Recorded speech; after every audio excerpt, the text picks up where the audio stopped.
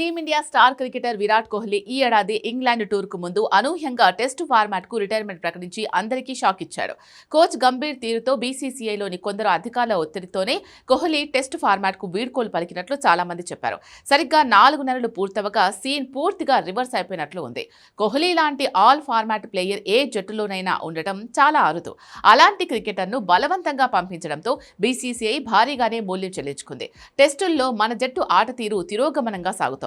Test format retirement ప్రకటించిన మాజీ captain Virat కోహ్లీని తిరిగి టెస్టు జట్టులోకి ఆహ్వానించేందుకు బీసీసీఐ ప్లాన్ చేస్తున్నట్లు వార్తలొచ్చాయి. రిటైర్మెంట్ ను వెనక్కు తీసుకోవాలని బీసీసీఐ అధికారులు కోహ్లీని కోరినట్లు సోషల్ మీడియాలో తెగ చర్చ జరిగింది. గత కొన్ని సిరీస్లను దృష్టిలో ఉంచుకొని అనుభవం ఉన్న కెప్టెన్ టెస్ట్ స్పెషలిస్టుగా కోహ్లీ అయితే జట్టును గాడిలో పెడతాడు అనే నమ్మకంగా బీసీసీఐ భావిస్తున్నట్లు కూడా ప్రచారం జరిగింది.